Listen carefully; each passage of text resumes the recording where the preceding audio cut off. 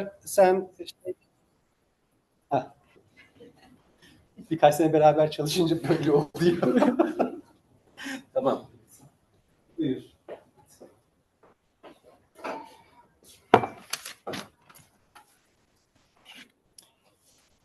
Okay.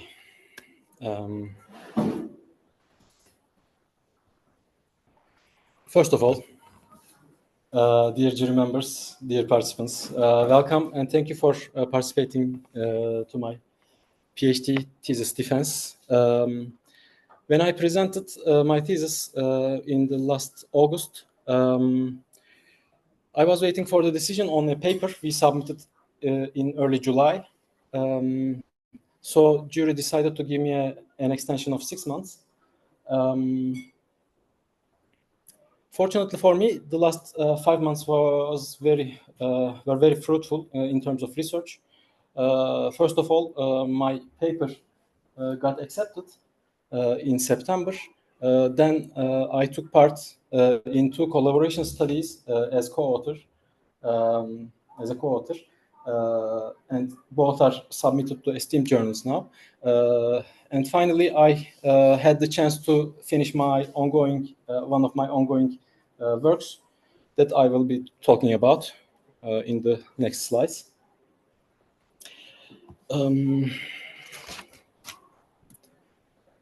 So I want to start off with a broad observation.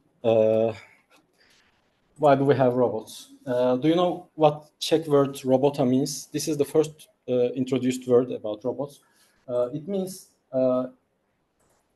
forced labor in English, which can be directly translated to Turkish as angarya.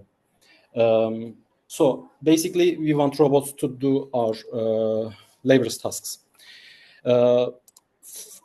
In my opinion, with the current state of the technology, we define problems. We specifically build robots to solve some problems. So we decide on the problems. We set the rules on the solutions. So we decide on the solutions as well. We just want them to apply the solutions that we like. These repetitive solutions, boring solutions, or sometimes dangerous solutions to the tasks.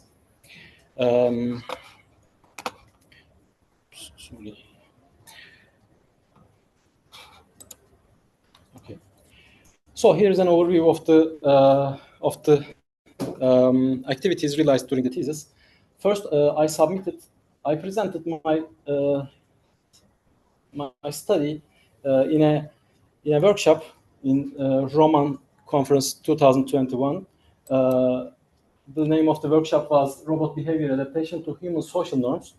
Then our work was invited to a special issue of the journal Interaction Studies, and the improved version of our study was accepted for publication there in December 2022. It was titled Learning Social Navigation from Demonstrations with Conditional Neural Processes. At that point, my research progressed in 2 different directions.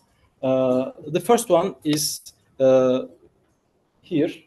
We proposed a learning from demonstration framework, and we submitted this work to Robotics and Automation Letters, and this is the one that accepted in September 2024. Next, we proposed another learning from demonstration architecture, which is specifically built for learning periodic tasks. This study is currently waiting for final visual touches. And finally, we presented the current state of our work on social navigation. We are trying to build a much more capable social navigation framework. We presented this work in a workshop in ICRA 2024, and these are the works that I was the first author of. In addition, as I said, I took part in 2 collaboration studies this semester. One was on the application of augmented reality techniques to collect expert demonstrations to feed the learning from demonstration frameworks. And yeah, this is submitted to robotics and automation letters, currently under review. And two, the effects of the use of augmented reality technologies on human-robot interaction. And this work is also submitted to applied sciences. Okay, without losing too much time, let's first start with the first study, learning social navigation from demonstrations with conditional neural processes. First, I want to give a little bit background info.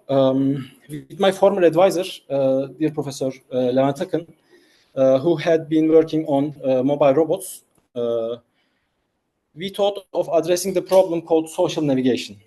So what is social navigation? On the right, you see a video footage of an old study, from an old study. Please note how each individual navigates. We believe that there are some unwritten rules. I mean, it's almost a fact now.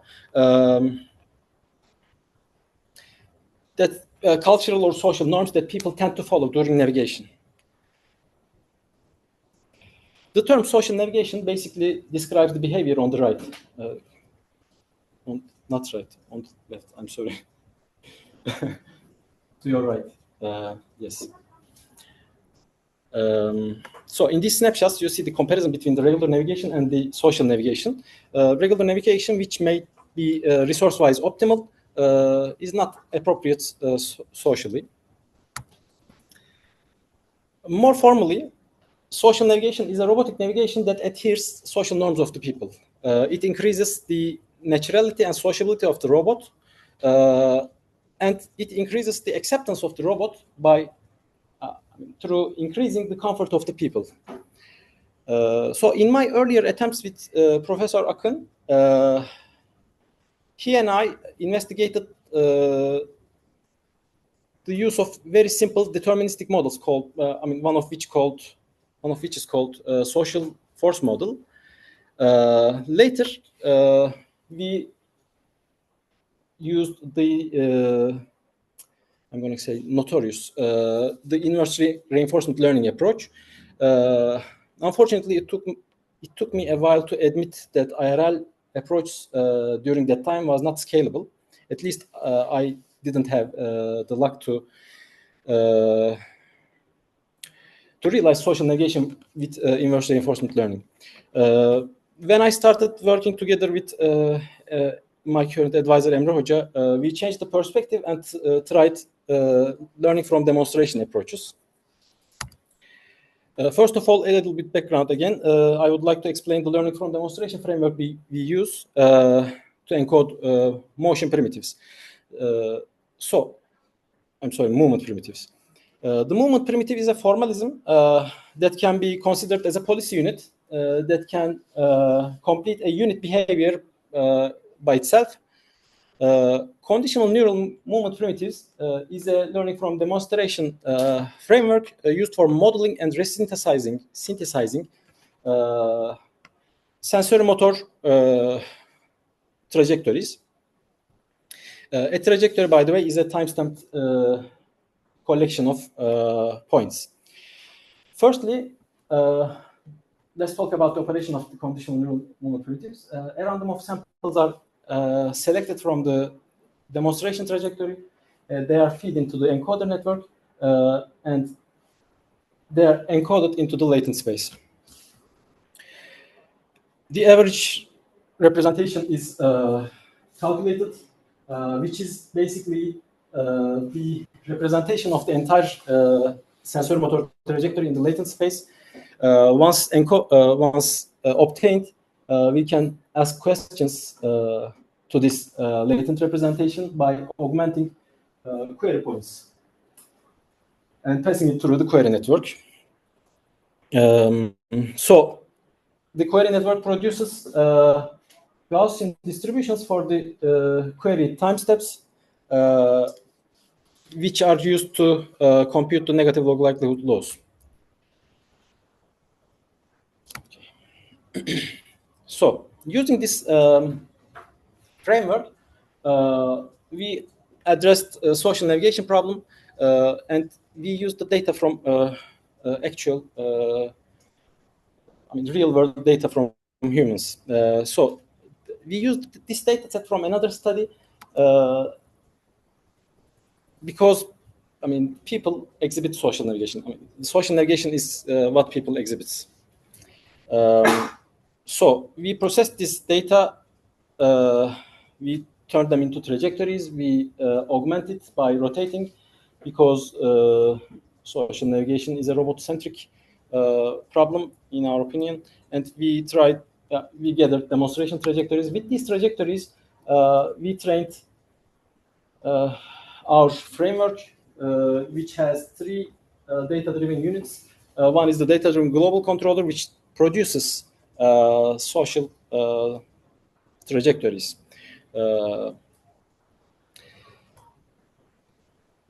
And then using this data, we trained a local controller, which produces velocity commands to be applied to the base of the robot. The Achilles heel of this CMP-based networks, they cannot extrapolate outside the demonstration space, and they can produce wild responses when queried from outside the demonstration space. So which would lead to collisions in case of mobile robot navigation. So to predict this beforehand, we added another module called failure prediction module, which implements random network distillation approach, an approach that is used to detect outliers. So it was around 2021 and Corona days, COVID days. So we did all our evaluations on simulation. These are the maneuvers that the local controller learned from human demonstrations, and this is the entire result. So, for my jury members, this is the second time they watched this, so let me speed up a little bit. Here, I want to mention some conclusions because they shape my next studies.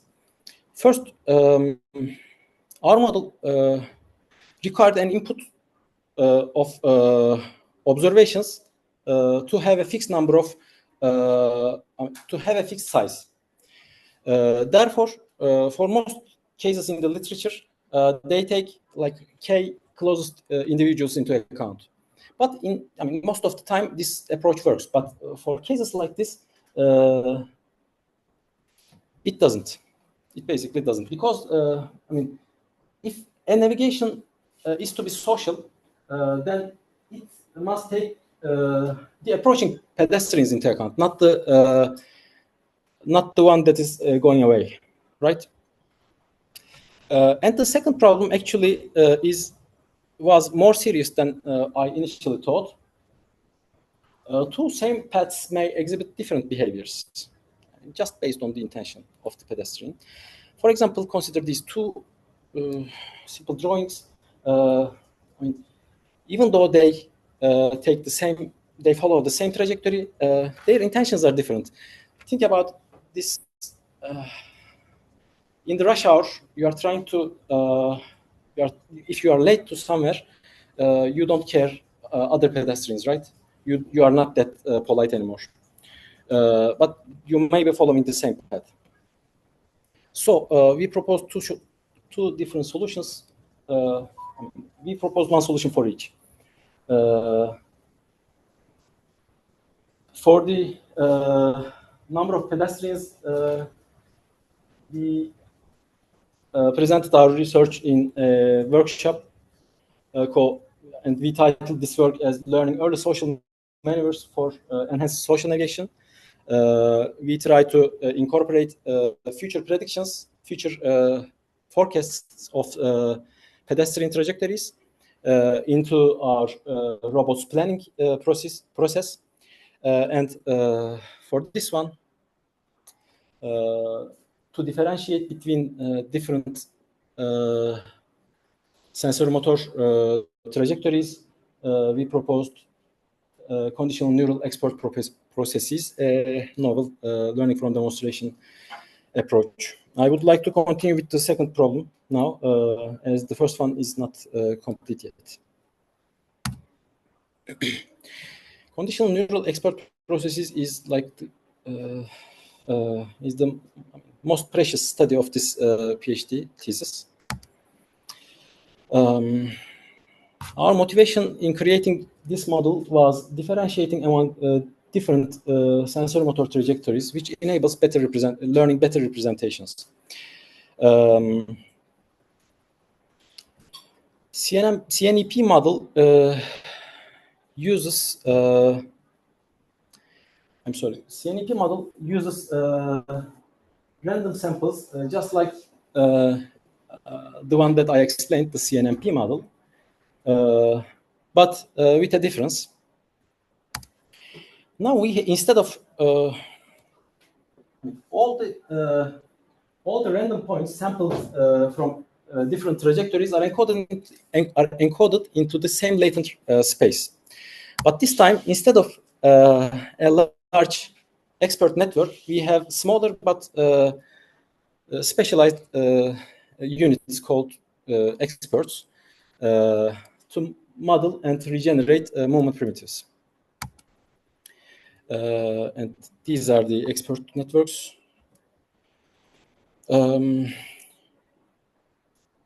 neural expert processes leverage the entropy in the latent space to arbitrate among different experts, as we will see in next slides.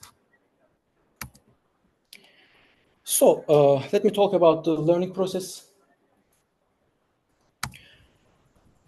First, a number of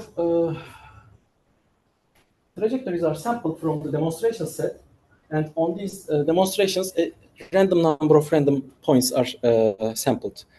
They are fed into the encoder network to generate latent representations on these random points. They are augmented using an averaging operation to generate, again, representations. The latent representations of the entire pets, as shown here. At this point, these representations are used in two different directions. One, here, to generate the response of the system by the decoder networks, by experts, and two, to generate the arbitration among them through this gating network. This arbitration relies on the probabilities that signifies the confidence of the system between expert trajectory matchings. Okay, and upon decoding, this is the decoding procedure. Upon decoding, the loss is which has different components, 3 different components, as we are going to see, is calculated and backpropagated through the entire system at once to train all the units. Okay. This is the entire operation.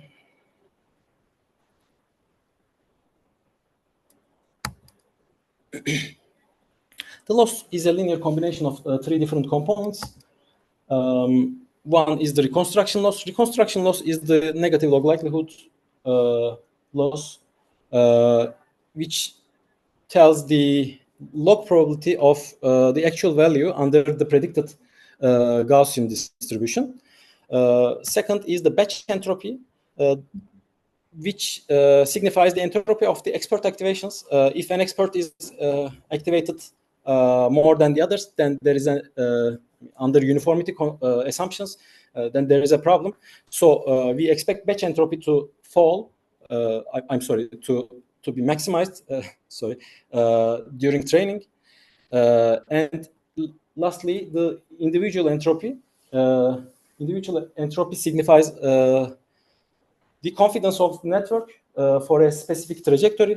The confidence of the networks. How can I? the confidence of the expert trajectory matching of the system. So we expect something like this. The trajectory is going to be decoded by this expert, for example. Then the entropy of this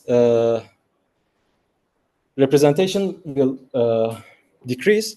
So towards the end of the training process, we expect this individual entropy to be minimized.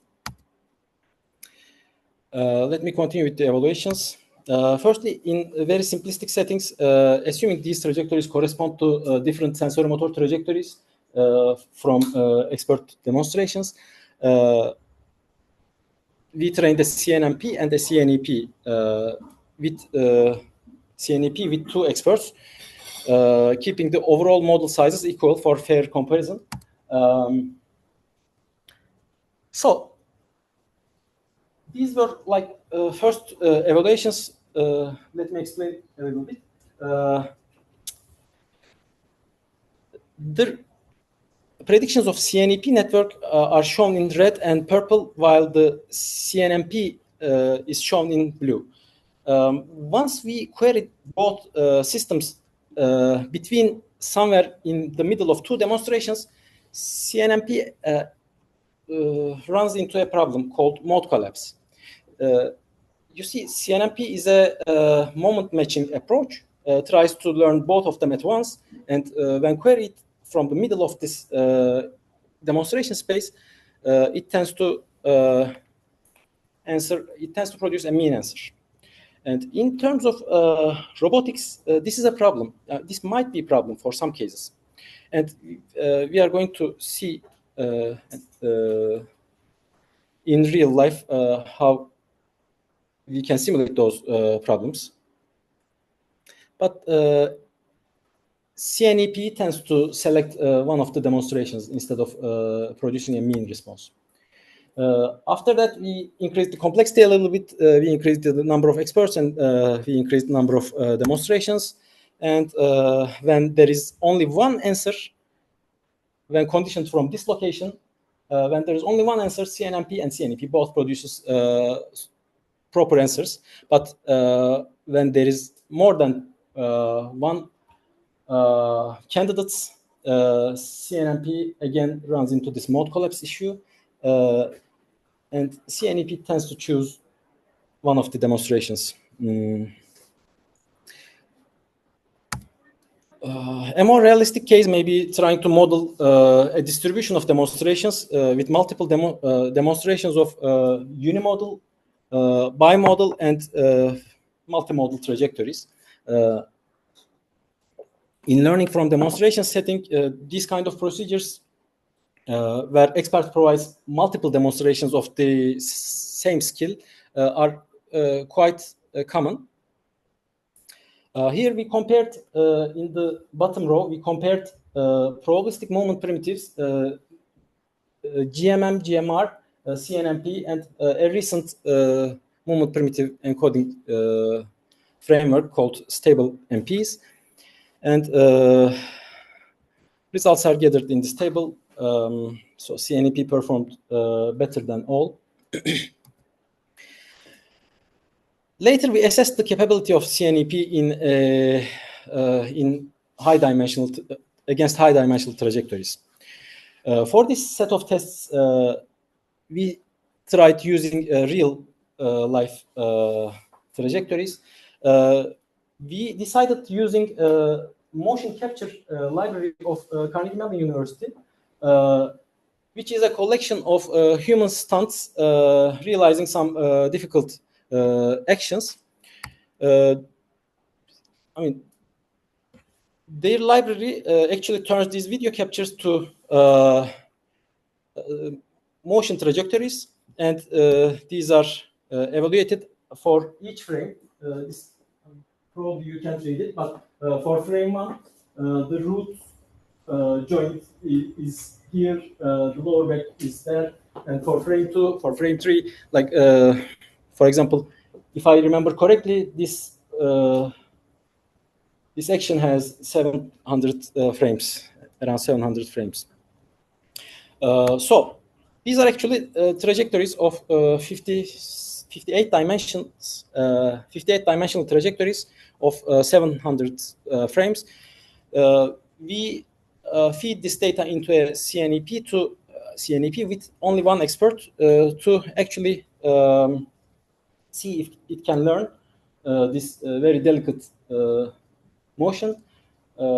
This is not very good, but it still learns how to do a cartwheel on simulation. Then, to show the effects of CNEP over CNMP, as promised earlier, we wanted to differentiate between walking and running. So this is how the data is gathered, and this is CNMP, and this is on the right is CNEP. Since CNMP produced a slightly wrong action in the first frame, it falls afterwards, while CNEP learns very difficult maneuvers. Because it was very difficult to control this humanoid robot. For real life tests, we conducted two sets of tests in the real world. One was the obstacle avoidance to demonstrate the mode collapse in real world, and the second was grasping and placement of glasses on a dish rack. Here I wanted to show you an illustration of the obstacle avoidance problem. Illustration of the illustration of the bimodal characteristic of the obstacle avoidance problem. So these all paths are valid, and the difference is based on people's preference. So obstacle avoidance problem may have a multimodal solution based on the preference of the demonstrators. Using these kind of demonstrations, if we train a moment matching approach, we would run into a mode collapse issue. So to feed CNMP and CNEP, I gathered all the demonstrations through what's called kinesthetic teaching. I created two trajectories and gave them to a CNEP network and the CNMP network actually. And here are the trajectories they created when queried from these black dots. When there is only one solution, CNMP is okay, it can find the solution. But when we start querying the networks from these locations, I mean, if the robot's hand initially is somewhere in the middle, then CNMP just would collide with the box. CNMP generated trajectories make the robot collide with the box.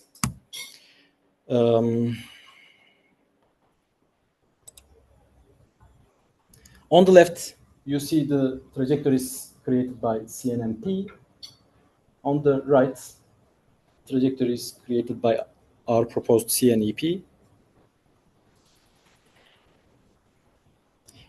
When the number of trajectories increase, this is just, sorry, this was a basic, this was basically to demonstrate how what CNEP tries to solve. But when the number of demonstrations increase, then we can actually start to see the contribution of the CNEP. So this is a more realistic setting, and we try to teach the complex task of grasping and placing wine glasses on a dish rack. And we used this demonstration setup. Here, the camera was providing. Here, the top camera was providing 640 by 480 images of the configuration of the tabletop. And using this visuals, we conditioned the approach that I'm going to show in the next slides. The aim of the robot was to was to grasp the glasses from either their ball or their stem and hang them to location 1 or 2, or put them into location 1 or 2. Here I show how I collected the demonstrations with kinesthetic teaching. While I navigate the arm of the robot, we record the activation on each motor. Upon collection of the demonstrations, we trained a CNEP and tested the hanging skills.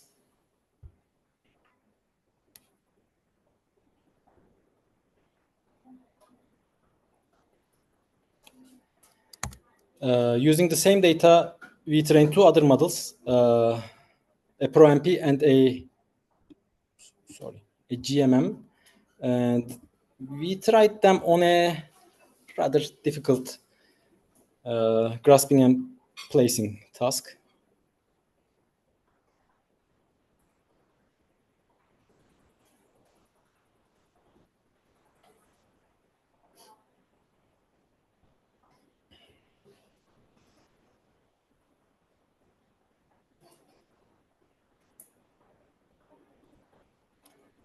And finally,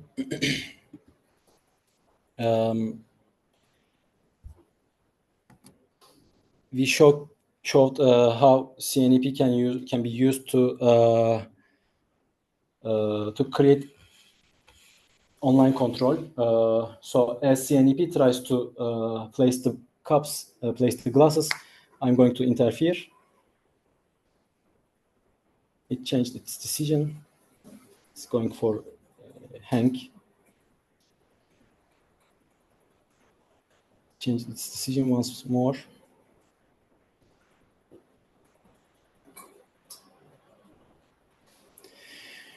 Okay, this is the end of the CNEP slides. Finally, I'm going to talk about our current study, the final study, modeling periodic skills with position-enhanced movement primitives. So there are many rhythmic motions in the nature, like walking, bottle opening, sewing, or hammering. And CNMPs are very capable networks, CNMPs and CNEPs as well. Very capable frameworks. Why don't we use them to model periodic sensory motor trajectories? The current study was based on an observation. I showed this plot a couple of slides back. Now, the CNMP here, shown in blue, it fails to learn due to multimodality of the trajectory. But we are going to see this performance of CNMP on a simpler questions in a couple of slides. I just put this for illustration purposes. But these are the data are sine waves of 4 different frequencies and minor phase shifts among each modality. Here, the CNMP shown in blue has more than 50,000 parameters, and it's trained like 1 million epochs. But even with simpler demonstrations, it takes CNMP too long to converge to these sinusoidal waves. We think that possible reasons may be the use of monotonically increasing phase, the assumption of linear and monotonically increasing time. Maybe the random sampling disrupts understanding the periodicity of the data. So,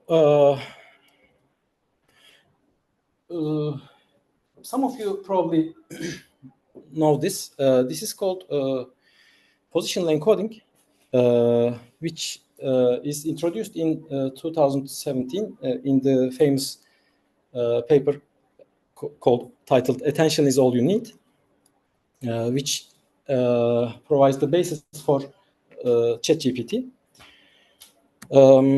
So the change we offer, the change we propose is a simple one, but it's an effective increment to the CNNP model. Instead of linear time, let's use positional encoding, which is continuous, which is oscillating, and which is multidimensional with different frequencies, as shown here. And we expect positional encoding to give us the inductive bias we need to make the underlying neural network to capture the periodic patterns in the demonstration data. Let me continue with the evaluations of this approach. Here, very different to understand this, but there are sinusoidal waves of different frequencies and with phase shifts. As a systematic approach, we always evaluate our approach on synthetic data first, synthetically generated data first, and then on simulation, and then on real robot. So here, demonstration trajectories with frequency 1, frequency 2, 3, 4, 5. They exhibit similar characteristics with varying frequencies and phase shifts. It's like solving the same task with different speeds, like hammering a nail, for example. Conditioned on random points, here the comparison between a CNNP shown in red, position enhanced movement primitive method shown in orange, and ProNP method shown in blue. Since ProNP is not a deep learning based approach, we trained multiple ProNPs for a more fair comparison. Here you see the result of 30 different ProNPs, but in the other slides, their transparency value is weighted by their success. So we are going to see the most successful ProNP here among 30 different ProNPs. But yeah, CNNP, as you see, tends to understand the rhythmic nature of the task. Okay. Then we proceed to more complex trajectories. On the left, on each of the 4 comparisons here, on the left you see a CNNP, on the right you see a position enhanced movement primitives PEMP model. These are from the training. Okay, but the comparison here shows that position enhanced movement primitives are able to learn these periodic motor control signals, while ProNP is moderately good, but CNNP fails. On this task, we compared, this is how the data is given, by the way. On this task, we compared ProNP, CNNP, and position enhanced movement primitives. Here, on the left, we see a ProNP. On the right, we see a CNNP. ProNP was able to deliver a powerful strike, but then immediately afterwards, it loses the grasp of the hammer. Contrarily, CNNP was able to hold the grasp, but it didn't learn the rhythmic motion.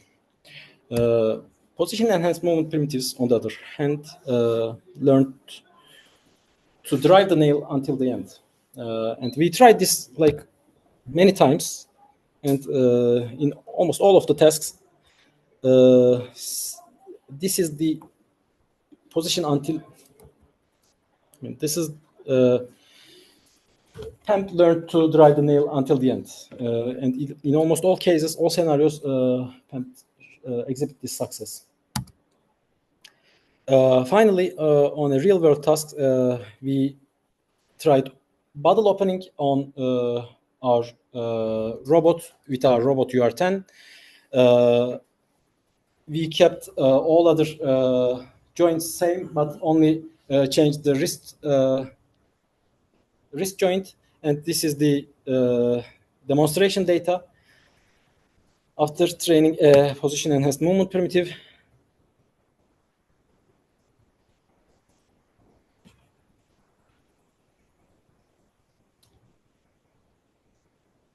It takes like forever.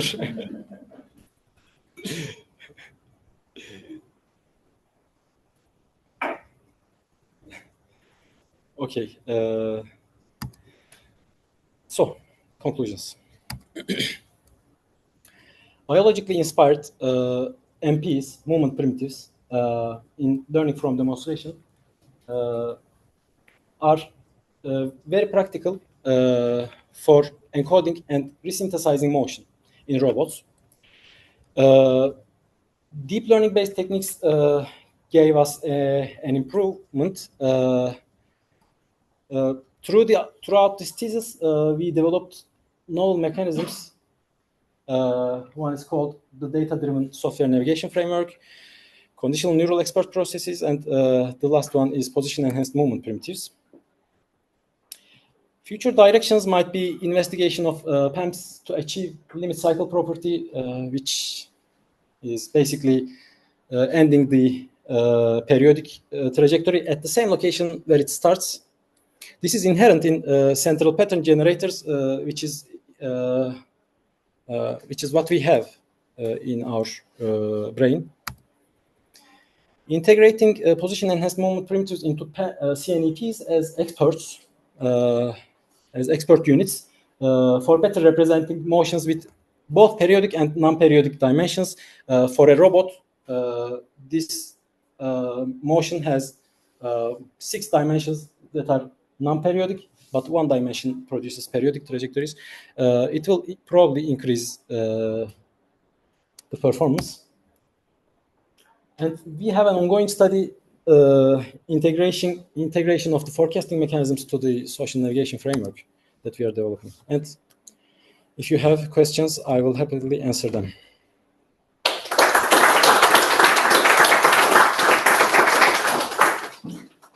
Thank you very much. Very good timing. Thanks. Presentation.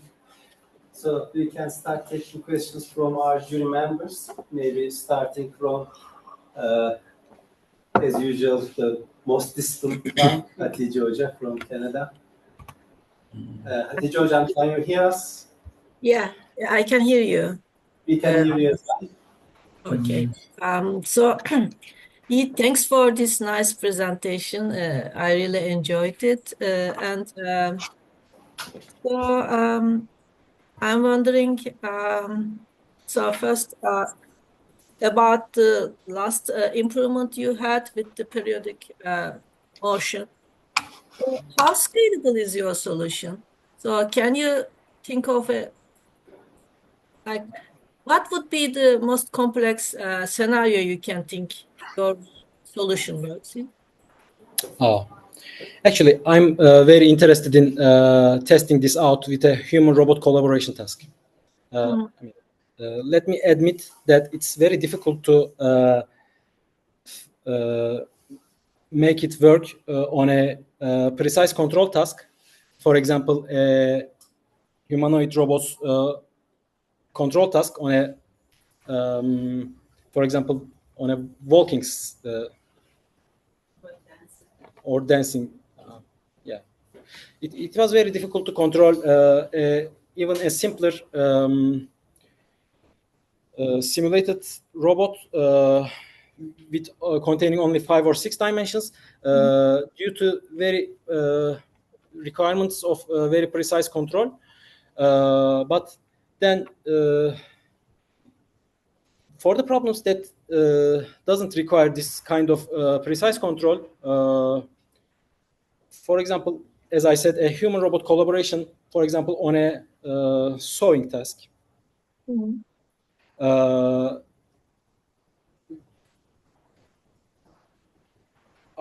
I cannot see a reason why this PAMP model doesn't work. Okay, wouldn't work.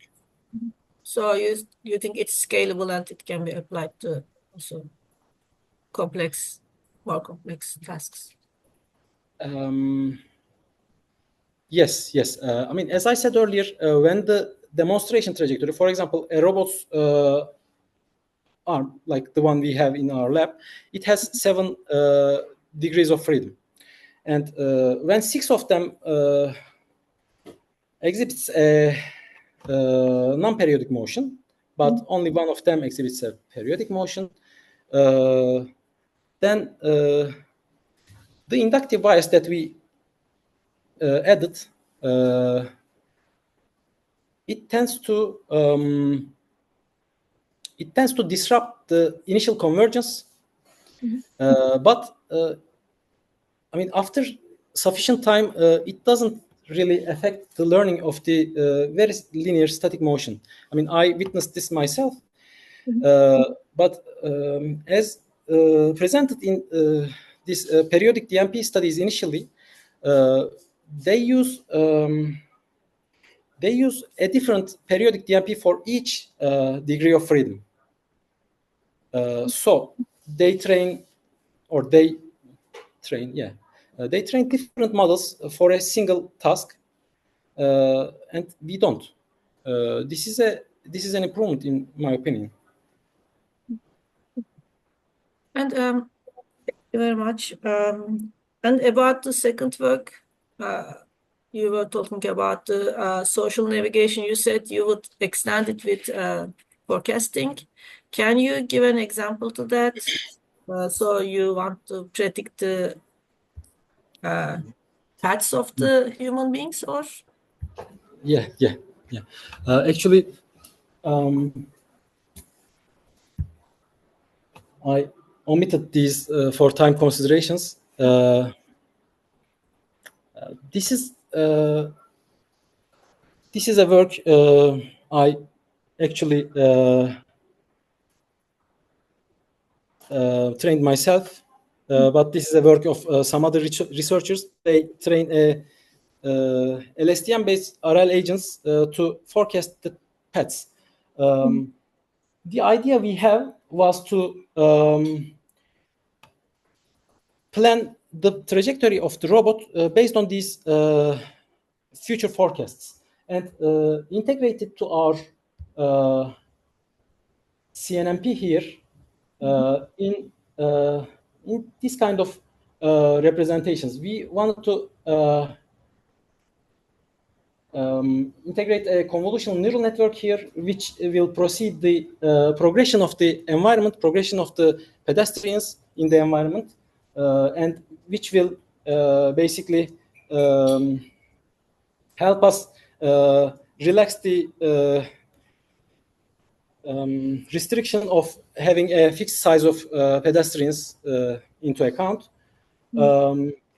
And using these as task parameters, we wanted to train social navigation trajectories. And I mean, this work is not finished yet, but our first results on static environments is successful. But I haven't tried it with moving pedestrians yet. So thank you very much. Thanks. Sure. I'm done. Welcome. Okay, thank you, Hatice Hocam. Barış Hoca went to move his car because they are wheeling. Çok zor. I hope. But maybe we can continue with the jury members from our department. Maybe Arzu Hocam, you can, if you wish. Yes, thanks so much, Yigit, and congratulations. Very nice presentation.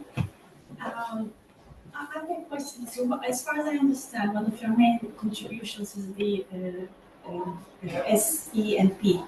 Yes, CNAP. With the experts. And yes, one of the main strengths is that it's able to handle multi-modality better. Yes. Correct. Yes. With the help of those multiple experts. Could you elaborate more on that? So it's not very clear to me. So which results in your dissertation show that this proposed approach is better at the multimodality, right, aspect? Okay.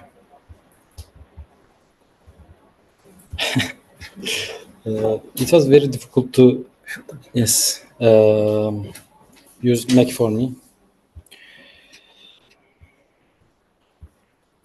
So the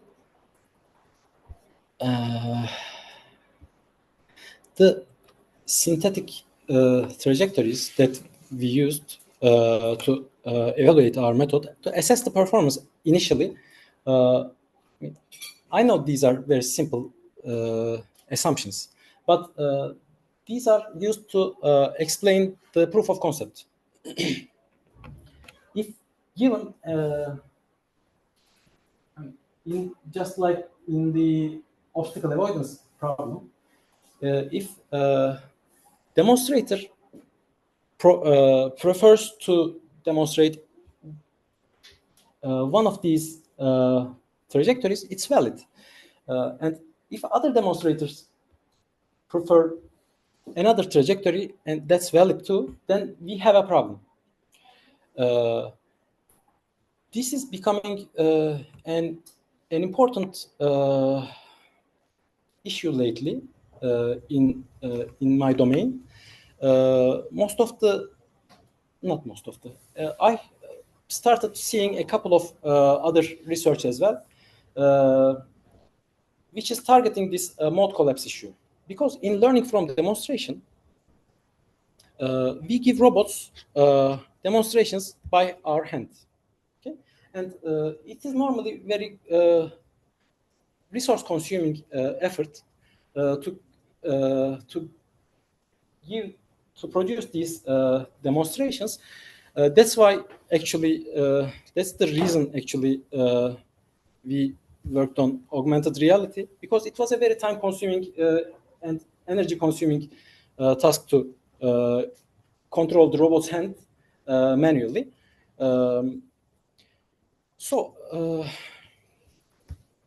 After some point, you get bored, and some other expert might come into your help, and he or she may prefer the other path. Both are valid solutions, but collectively they don't provide a solution for a moment matching approach. That's why the people in my domain now they are trying to incorporate information matching approach, but I mean, from these last couple of studies that I read and my opinion as well, we think a combination of both is the best solution. And when here in our framework, when the individual experts here are trying to match the moment of that specific modality, the entropy, the gating unit, tries to arbitrate and tries to generate answers of the system so that it matches the information. So we think this provides a combination of M matching, M projection and I projection methods. So I couldn't explain it very well due to time considerations. Sorry about that. Thank you. How about you also introduced a new loss function where you integrate 3 different loss functions and you combine them into the alpha parameter, right? Alpha 1 function. Yeah. And did you investigate the impact of those 3 different loss functions? What's their impact in different scenarios? Yeah.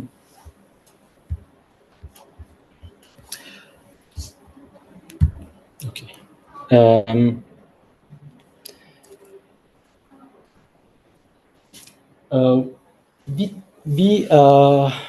What was the word? We empirically found these alpha parameters through an exhaustive search. But when alpha 1 and alpha 2 is set to 0, this is a plain CNMP. This model is a CNMP and nothing else. But when we introduce entropy a little bit, then batch entropy, which we want to maximize. First of all, I need to say that these are all under uniformity assumptions. Okay, we have a very large demonstration set, which is when we sample from this set, which gives us uniform batches. If a batch is uniform, then we expect the activation of experts to be uniform as well. So we want, under normal circumstances, we want the entropy to be maximized, the entropy of the activation distribution to be maximized. If this is added to the loss as an optimization constraint, then the network learns to make them specialize in different types of trajectories, different types of sensory-motor trajectories. So batch entropy helps the specialization of the experts. The individual entropy, I mean, in the initial phases of this study, I didn't have this individual entropy component. I thought the two was enough, but then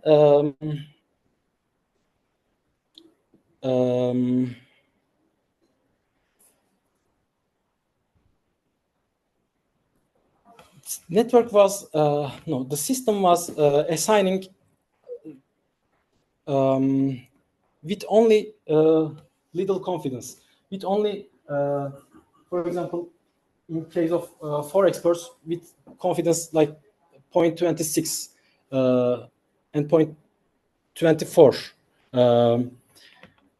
But we want each expert to learn that type of trajectory, that modality. So we forced it by adding this individual entropy component, which evaluates the confidence trajectory-wise. So for a model, for a modality of trajectories, we aim this distribution between expert trajectory matchings.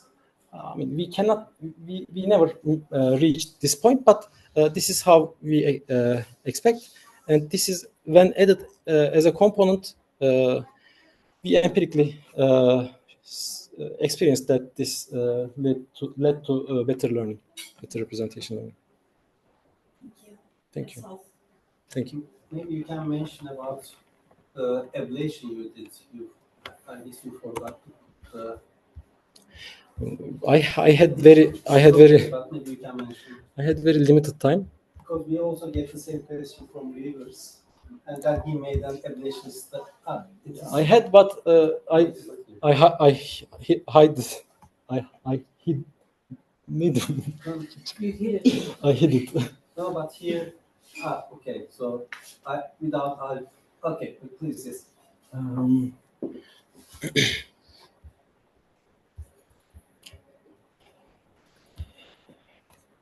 So we received this question from reviewers as well. So we did an ablation study, but please ignore this part because this part was about the number of experts.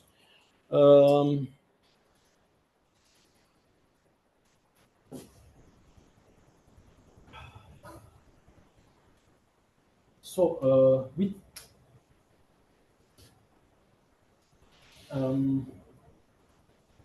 set alpha 1 and alpha 2 to 0. I can't remember the names of these ablation versions, but in one of them, alpha 1 is set to 0, alpha 2 is set to 0, both are set to 0, and this is the original one. Then CNEP uni is actually the CNMP. Sorry, what are these dots? What are the scores? Scores are the errors they made on this unimodal, bimodal, and multimodal trajectories that I showed in this slide.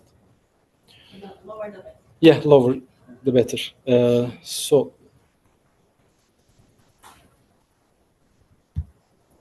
okay. So when the data Maybe you can explain. That is not the loss because we define the loss. That is the errors in the trajectory, the difference from ground trajectory, predicted ground trajectory. yes, this is the reconstruction loss at the end. So when there is a unimodal trajectory, having multiple experts is no use. But when there are trajectories from bimodal solutions or multimodal solutions, CNEP outperforms other versions. As I said, we empirically obtained these results.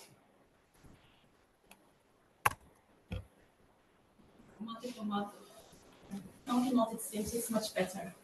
Yes, it gets better and better as the number of modalities increase, and which is seen here actually.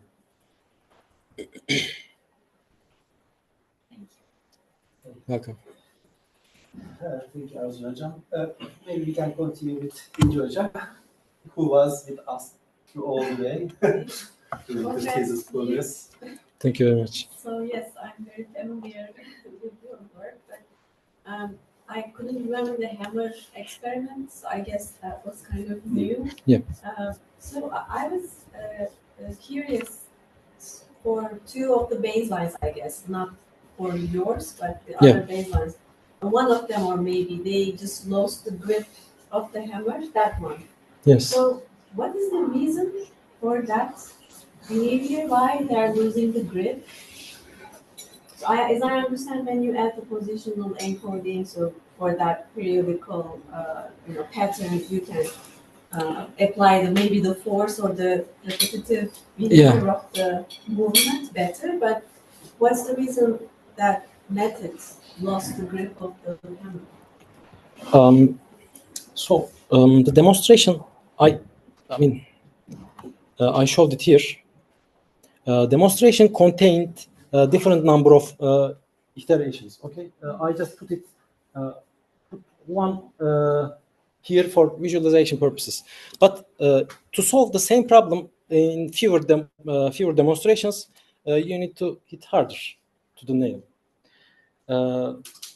When combined with softer demonstrations, the harder demonstrations complicated the results, in my opinion. This is from ProMP model, which is not a deep learning based model. It tries to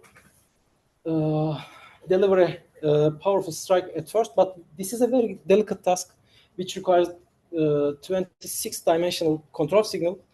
Does it include the fingers? Yes, include the fingers as well.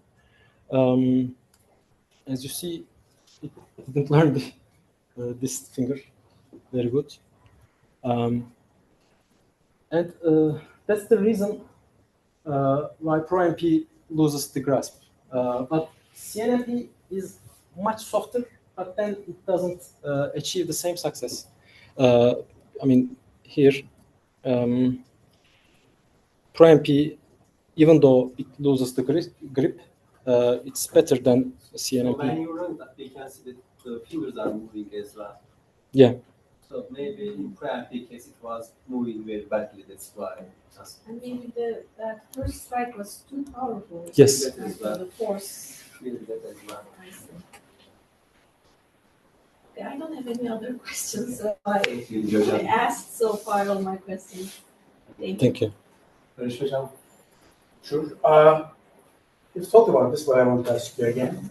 Let's say we are using expert CNPs.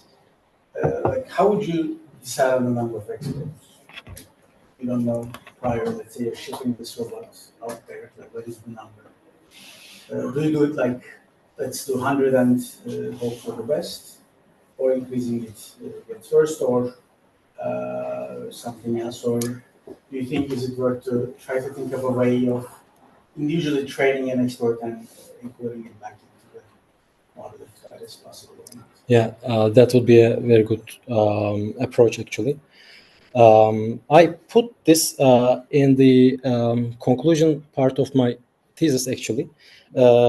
This is what I want to, this is one of the questions I have in mind for the next part of my journey. Sure, let's have it now. Like now, what Yeah, would you of course. do with the current? Like, does it hurt the performance to add more experts? Maybe you can open again that. Yeah, that's tabulation. 26. Yeah, the Tabulation. slides number Slide. 26. Okay. That's it, then I think. Yeah. Okay.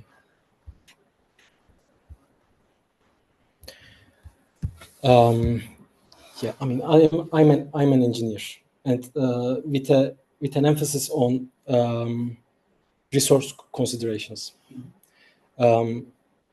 Adding 100 experts would spend too much resource, but it wouldn't affect the performance. As I saw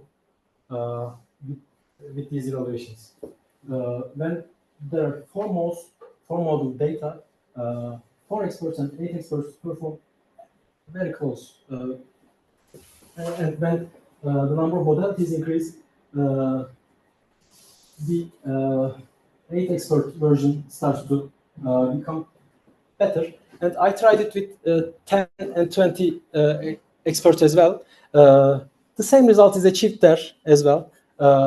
When there is a limit that increasing the number of experts help, but after that limit, increasing the number of experts is nothing but wasting powerful, valuable resources.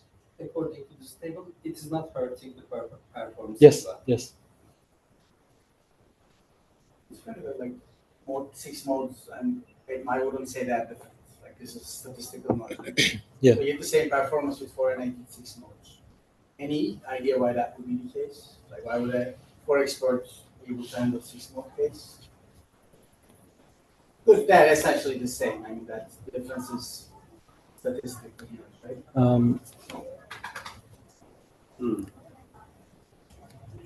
Probably assigning very close demonstrations to the same expert wouldn't hurt the performance that much.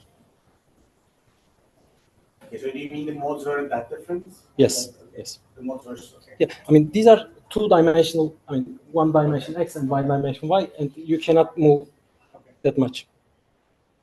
Do you have any results for higher dimensions? No. Sorry. Okay, so you can talk about the future later.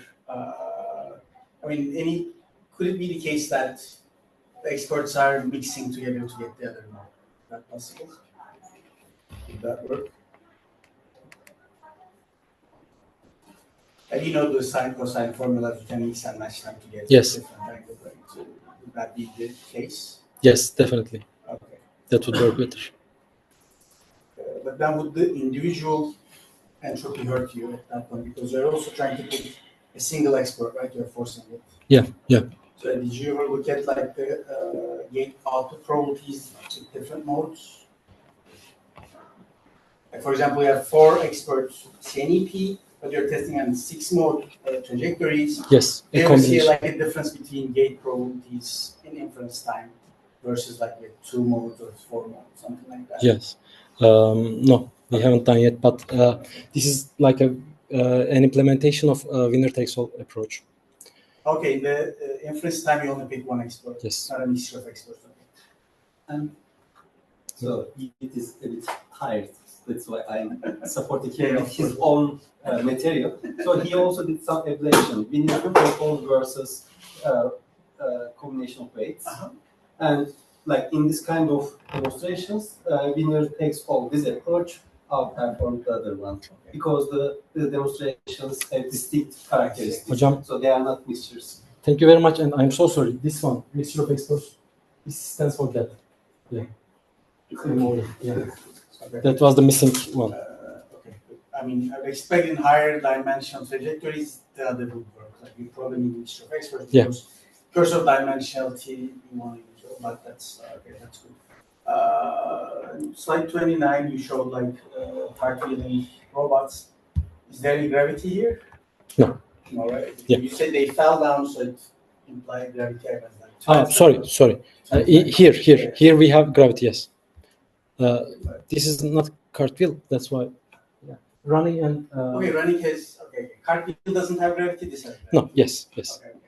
Cartwheel was first trajectory learning experiment. So I basically just feed the positions of the trajectories. Joints. Surprising that just like a position-based controller can work. That's a bit. So I mean, I'm not saying like good, but it would be hard to believe from a reviewer perspective. Yes.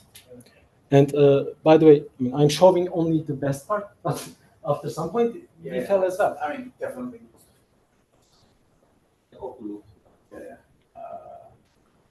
Question like you had when you use these online, what is your query? Did you mention that? I missed that. Like when you use these models for online control, could be the periodic one, could be these on. Like, what is your query? So maybe you can talk over the wine glass example. Okay. Yeah.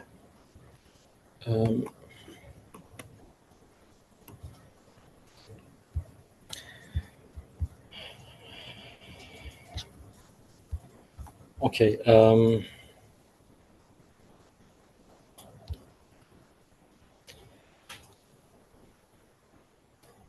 So here I actually trained 4 different sensor motor trajectories to hang to put behaviors. Using this, I gather my demonstrations. While I gather them, I also recorded the feed from the top camera as well, and this is passed through the a mobile network, which produces 1,280 dimensional spatial features.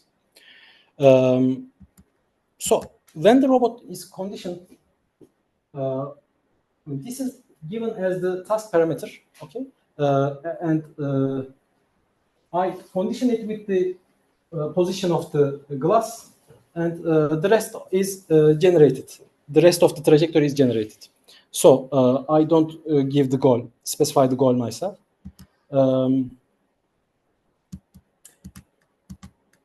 This is the current conditioning.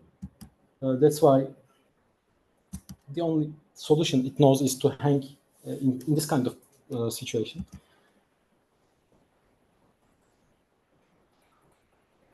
Now the condition changed, right? Yeah, now the condition is changed. And this is actually given in the demonstration set as well. That's why it knows, in these kind of situations, it knows how to. So you run this for each control step, like conditioning, right? So for like if you control each time step, you also supply the image and create a new trajectory, or you only recondition when you detect a large change? No, it's conditioning online on the fly. So Yeah. each time control step. Yes. Okay. Mm-hmm. So the next question comes: what if you have like a weird, like image that you didn't see in the demonstrations? Like It would extrapolate. No. Okay. Extrapolate, or you expect it to do something? Extrapolation is an issue for our systems, and it would extrapolate and it would probably fail. Since you're using like conditional networks, you also get a variance output, right? Yes. That like when the variance is high, can you correlate it with like a situation where the neural network is not sure of itself? Have you looked at that? Yes. I mean, 3 years ago in the social navigation study, we tried looking at the variance when the variance is getting large. We tried understanding that the neural network is not sure about its answer. But the problem is when the CNMPs extrapolate, they would give you very small variances as well. So that's why we added another module there. Still the same. I remember asking you this before, but we tried on like when the input is higher dimensional. Oh. Because that may be different. No. Okay. Oh, that's fine. One more question. So you are doing these periodic tasks in coding. Did you ever try like very long tasks? So you learn it on like, I don't know, 1,000 or like 1 second, and then did you extrapolate beyond this 1 second, or do you always like normalize the time for periodic tasks? We normalize the time. Okay. Yeah. We try to, I try to stand in the demonstration set, stay in the demonstration set, I'm sorry. But I mean, I haven't thought about it. And that's a really good idea, actually. Yeah. Because there's like specific movement primitives for periodic motion. Yes. Right. And with those you just teach one period and then it extrapolates. Yes, that's what I expect, actually. Okay. I mean, what I would expect. Right. It would be interesting to test. Yes, yes. I mean, you may need to tune like the encoding and whatnot. Okay. But can I add? So for these comparisons, I used the frequency value as well as a task parameter. So I expect neural network to somehow get an idea about the angular phase. We are, using angular phase, we can extend the trajectories probably, because angular phase is like a cycle. So, it's very difficult for me to realize this idea in front of you, but I'm going to investigate it. With the use of angular phase, I think it's possible. But then, you have to know that priorly, right? Yes. I didn't even, I'm also surprised that you're giving the frequency. I expected like when you're giving those condition points, it somehow figures out the frequency internally. So you're making the job easier, right? Yes, definitely. Okay. It will work out without the frequency. Yeah. But again, imagine you're sending your robot out there, it's trying to learn these behaviors, and I guess you can estimate the frequency as a pre-processing step at that point. I had this consideration myself as well, but then I thought, I have the entire trajectory, and with a pre-processing stage, I can just understand what the frequency is. It's not, when you have high-dimensional inputs, yeah, and I'm storing like this, maybe you can do it on individual dimensions, but if I'm storing like this, you have to find the perhaps task frame to pre-process, or it becomes difficult because you'll have different frequencies, perhaps in different dimensions, and if those dimensions are rotated, if the task is in an aluminum manifold, etc., like things become complicated. But of course, I'm not expecting you to do it, right? It's just that could be an interesting dimension as well, which I think could be generalized with. I also had that question, but you answered it as future points. What about like mixed tasks? One dimension is periodic and I just completed it this semester, and I really liked the periodic tasks, because I think there are many questions to be answered there. So that will be my first order of business after the.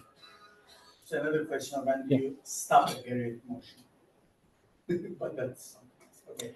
I don't have any other questions.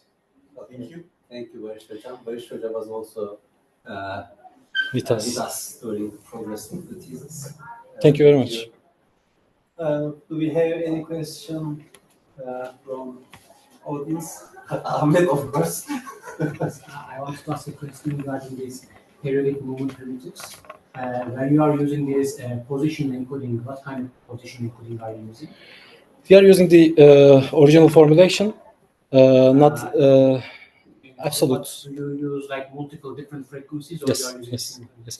We are using a predefined number of dimensions. I was not going to say it, but it was empirically found that 27-dimensional periodic encoding is a fit for my task. So Just kind of, do you know Fourier features? yes, I recently come to know that features, and we had a discussion with Fırat like just this week. So the reason that I'm asking is that when you say periodic, like if I remember correctly from DMP, way that they handle periodic motion is that generally the trajectories are phase aligned, and Yes. they are also period aligned, let's say, and then generally also the period length is exactly known. Period? And the period length is known, or yes. period length is somewhat found through the pre-processing. Then generally they create some kind of let's say time encoding that takes time and then convert this to a period. Yes, So that yes. every time Through a nonlinear oscillator. Yeah, it becomes a sine wave. They are using not a sine wave. Sine and cosine wave. No, they are using a nonlinear oscillator, which has a damping factor as well. It takes time and it produces an oscillating signal, an oscillating phase variable. Like the reason that I was asking is because the way that I understand, if you are using Fourier features, there's a chance that it may not extrapolate outside of t equals Yes. That's why. Like I feel like instead of exactly modeling a period, you are modeling more like a very long trajectory. Yes. Only a cycle, for example. So maybe I'm thinking, but there is this concept called spectral bias, which says that neural networks cannot model. Actually, like when you're only using time directly, yes. Since this time variable is very smooth, the output also becomes very smooth, and I think this is something they observed in the nerve papers, where the output becomes very smooth. And then I feel like what you are mainly doing here kind of prevent the spectral bias issue more than in modeling the trajectory. Yes. Periodically. I mean, what I asked him was something like this. This was working, and I'm very impressed how it works. So I need to investigate more. You see, Fourier expansion states that any continuous periodic trajectory can be written as a sum of sine and cosine waves. But then DMP guys, they use nonlinear oscillators, not simple linear oscillators. We use simple linear oscillation in the positional encoding, but nonlinearity comes from a neural network. It learns to combine them in a nonlinear way to actually provide this oscillatory phase, and that's why it learns much faster.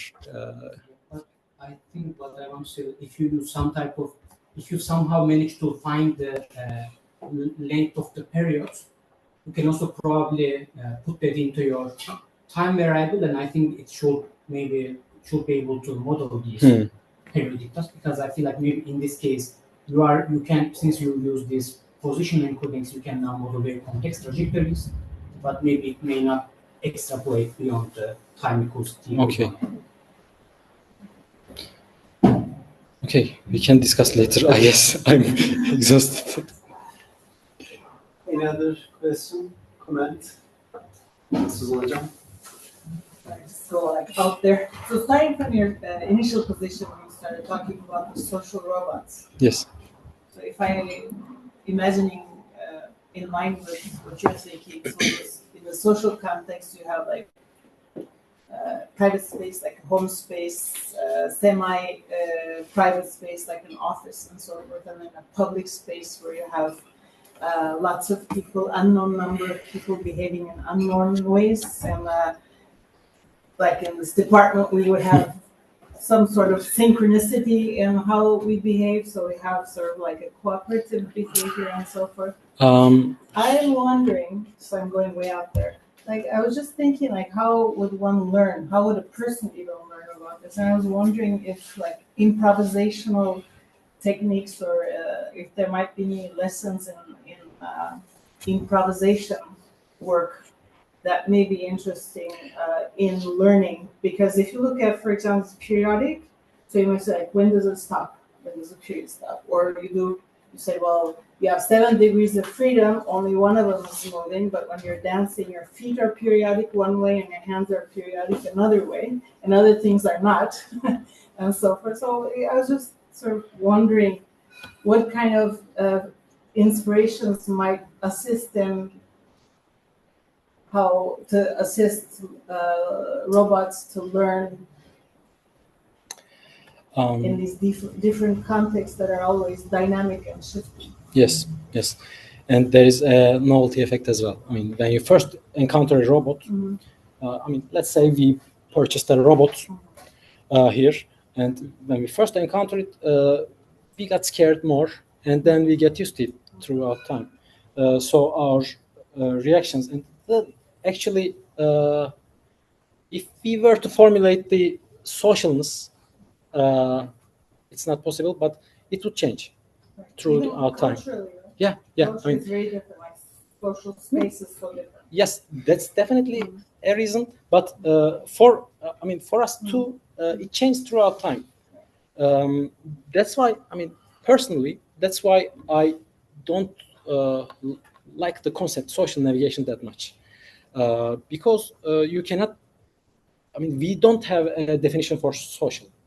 But I'm not sure if you are familiar with the proxemics theory. It like basically states there is 0 to 50 centimeters is the intimate space that we only let loved ones in. Then there is this personal space, 50 to 1 meter, 50 centimeters to 1 meter. Culturally different. Yeah, which is culturally different, and I'm not sure if we learn them through observation, because I mean, I don't know. I think I think most of the people in the world they would feel awkward when I approach them more. I don't believe there is one person who doesn't feel awkwardness of the situation. So we have some pre-wired.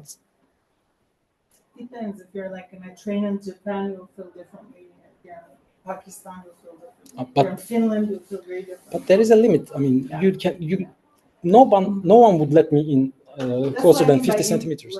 It changes, right? It's dynamic. Yes, it's yes. stable for the, Yes, I mean, the most obvious example is if we train a robot that is collected with the data that is collected in Turkey, people would follow the right-hand side of the corridors. And in England, there is a difference in the cultural acceptance as well. So that's why I don't like. So my takeaway from your answer. So when you started talking about the social robots, right now at the end of your thesis, you're not looking at that positively? Yeah, we have an ongoing study, and I want to incorporate the future predictions of pedestrians out of my. I'm going to finish that work, and I don't believe it would enhance the social. Finish it with this question. Do you think when you come, like if I never came here before, this is the first time I came here, I'll be definitely picking up cues from my environment to see how people, are they casual, are they very formal, do they keep a distance, and all. So we do actually learn from unfamiliar environments, right? Even if if you travel to another place, I think we all have done that, and you feel like a fish out of water, but you start picking up cues as to what are the social yes, of course. things. So I mean, robots, I guess, should be able to learn like that, and social robots will also be like assisted, right? So we'll have, environment, robots that are familiar and helping us to do something, so they will have to be closer. Eventually, yes, but I think we are not there yet. A robot observing how other people treat each other. Thinking about this, actually, I want your opinion. Yeah. Where do you think? Where's the inspiration when it comes to things? Do you have ideas of?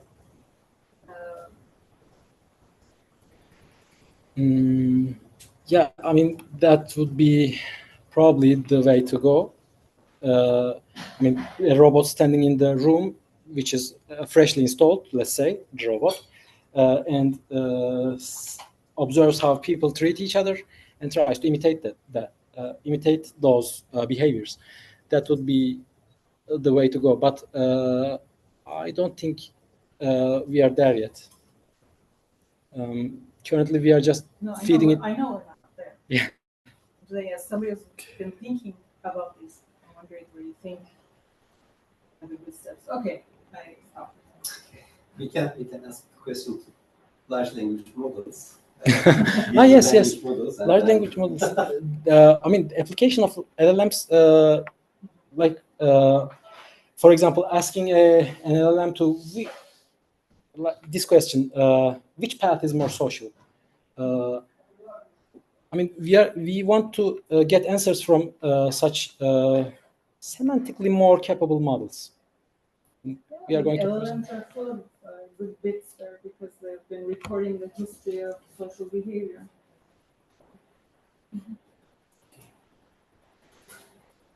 Yorgunsun ama başka sorusu olan var mı?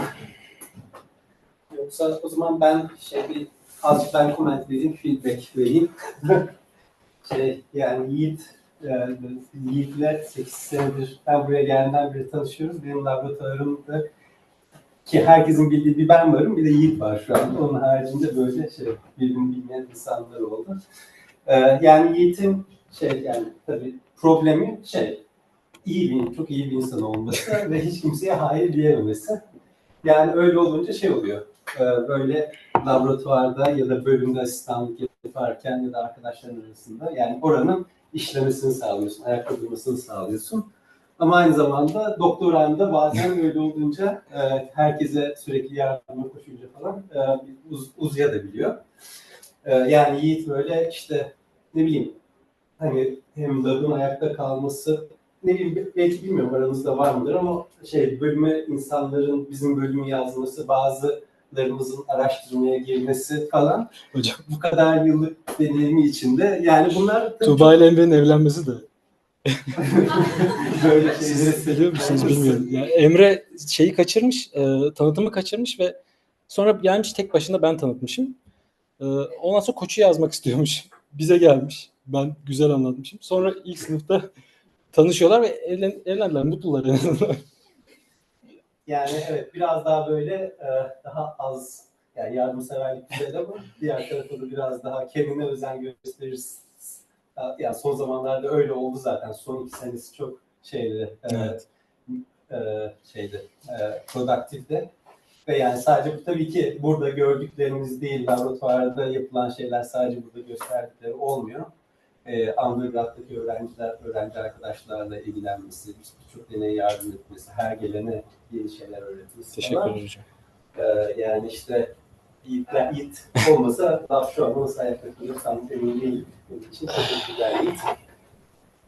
Böylece biz sonuna geldik. Jüri üyeleri olarak bir konuşalım isterseniz. Ondan sonra yaparız. Teşekkür ederim hocam. Şunu kapatalım. Sen ne istiyorsun?